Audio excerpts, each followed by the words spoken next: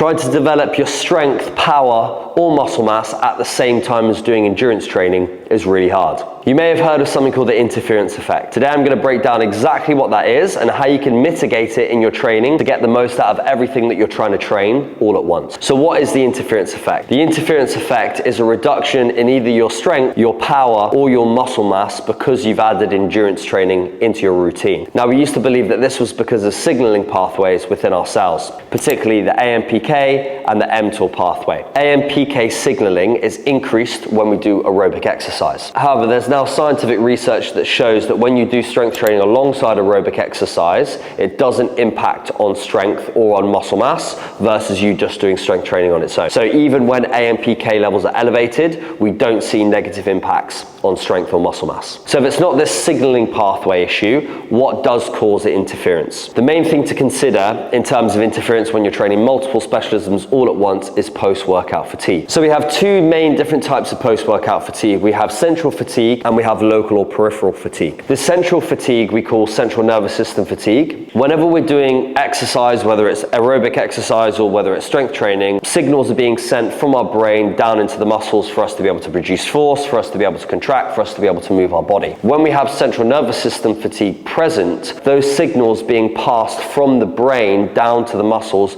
are negatively impacted. When we aren't getting as many signals from the brain down into the motor units within the muscles, we then don't get as much motor unit recruitment. So not as many muscle fibers and motor units are therefore recruited, so we reach our maximum level of perceived effort earlier. So if we're lifting weights, whenever we reach what we deem to be failure or task failure, it's because we've reached our maximum perceived level of effort. It's not because the muscle can no longer produce force, it's that we think that we can no longer do any more reps. This is why whenever we're doing training in an environment where we're stimulated, we have positive self-talk, we have people cheering us on, an audience, we're able to do more because our maximum perceived effort level is higher. So on the flip side, if we've then got central nervous system fatigue and we don't have as many signals going from the brain down into those motor units within the muscle, then we're not recruiting as many motor units and therefore we're not able to produce as much force or generate as much mechanical tension. Remember that a muscle must first be active from the brain passing the signals down to the muscle for it to be able to experience mechanical tension or to be able to produce force. So when this central nervous system fatigue is present, it limits our ability to be able to recruit motor units and therefore our perceived effort level is lower. What that means from an exercise perspective is we might not be able to lift as much weight, do as many reps, or in aerobic exercise, our time to exhaustion is sooner or our ability to produce power is lower. So the other type of fatigue we have is local fatigue, and we call this calcium ion related fatigue. Within the muscle we have these things called calcium ion channels, and if we get too many calcium ions within our muscle,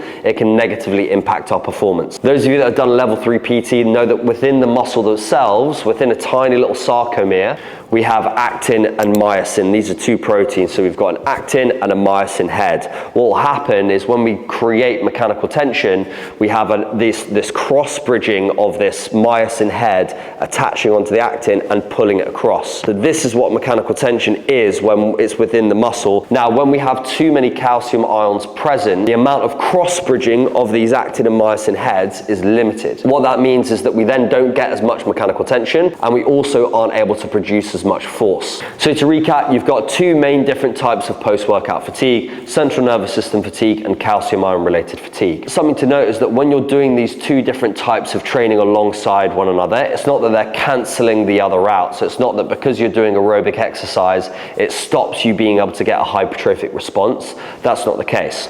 It's that the post-workout fatigue from you doing strength training might impact your aerobic exercise session, or it might be that your endurance or your aerobic exercise session, the post-workout fatigue from that might impact your ability to be able to create a good stimulus in the muscle building or the strength session itself. So what does this mean for you if you're trying to develop power, strength, or building muscle at the same time as doing endurance training? So if we use high rocks as an example, there's an element of strength that's required and there's an element of endurance or running capacity that's required. If you're someone that's a really good runner or you have a really good level of fitness, you might want to put that at maintenance and prioritize more strength work within your training. On the flip side, if you're someone that's really strong, sled isn't going to be an issue for you, the wall balls aren't going to be an issue for you. It's your endurance and your aerobic capacity and your running that you need to develop. So you might need to push more chips into that and put your strength on more maintenance. So prioritizing and figure out what it is that you need to lean into more and what it is that you could probably put on the back burner a little bit. Yes, you can push both of them at the same time, but it's going to be really, really hard. Particularly in the long term, you're probably going to struggle to see results in both.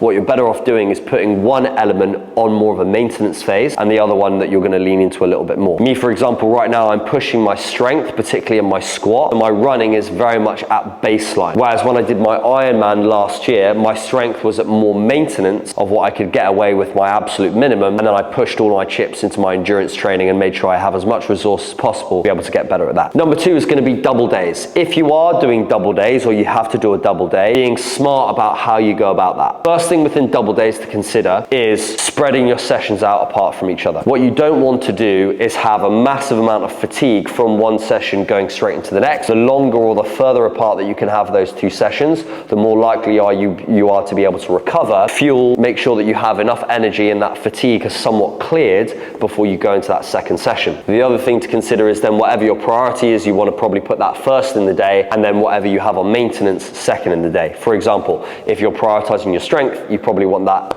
at the start of the day, and then if you've got your conditioning, you probably put that towards the end of the day. The second thing to consider within those double days is probably pairing a little bit more intelligently. If you've got a strength session, for example, you probably want to consider doing some kind of easy aerobic session or base zone 2 kind of workout later on in the day. Reason why this is important is because you're probably going to be using, or you are going to be using, different fiber types. When you're doing strength training, you're going to be using primarily type 2 fast twitch muscle fibers. When you're doing easy aerobic exercise, it's going to be primarily slow twitch muscle fibers. If you were to go from a heavy strength session and then later on that day you were going to go into some hard punchy intervals, you're probably going to be carrying quite a bit of fatigue from that strength session into those hard intervals, and you're going to be using the same muscle fibers again for those fast punchy intervals. If you had a double endurance day, for example, and you were training an Ironman, you might want to have some kind of fast punchy interval session at the start of your day, i.e. doing some hard runs, and then later on in the day you might have an easy swim or you might have an easy bike. That was something that I did when I was doing my Ironman training. I made sure that I had a hard session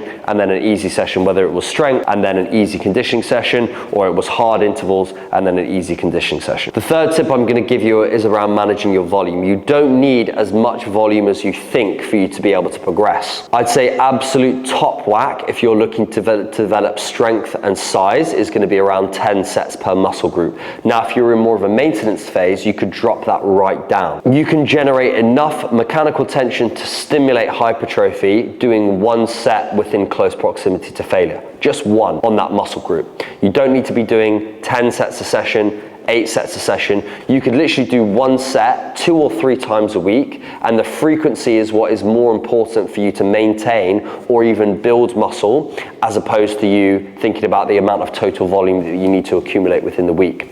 As a general rule of thumb, you probably don't need to be going any more than 10 sets per muscle group per week. That would be at the top end. So with that in mind, if you are on more of a muscle maintenance or a strength maintenance phase, and you're pushing endurance because you've got a high rocks race or a triathlon coming up, you could really afford to bring that volume right down for your strength and for your muscle mass, as long as you are still working a few reps away from failure. Look at it this way, you want to try and get away with doing the minimum effective dose possible for you to be able to see progress in multiple things. If you try and do the most that you can, it often results in either burnout, overuse injuries, or you just fall off the wagon generally. So think about managing your volume a little bit more effectively and see how little you can do and still progress at the same time. It's a lot easier for you to turn the dial up than it is for you have to adjust and turn the dial down. The last consideration that you could look at is block periodization. What I mean by that is you may be doing 1 week of strength training, 1 week of endurance training, 1 month of strength training, 1 month of endurance training. There is some research that shows that you doing alternating weeks where you put one on more of a maintenance phase and the other on more of a push, and you alternate weeks that way, has some benefit versus you just trying to train all of them at the same time. So a consideration that you can think about is you leaning more into a strength phase, then into an endurance phase, or more an endurance phase, then into a strength phase, or you could do that in alternating weeks as well. So if all of that seems a little bit daunting and you don't know where to start with your training, don't worry. I write the UK's most popular hybrid training program. It is the March on Gain program. We develop your strength, your muscle mass, and your conditioning all at the same time. So all of the things that I've talked about today are at the forefront of my mind when I am programming to be able to get the most out of everyone that's online. So if you want to give it a try, we have a 7-day free trial. The link is at the bottom of this video. I hope you enjoyed my hybrid ramblings, and I hope that helps.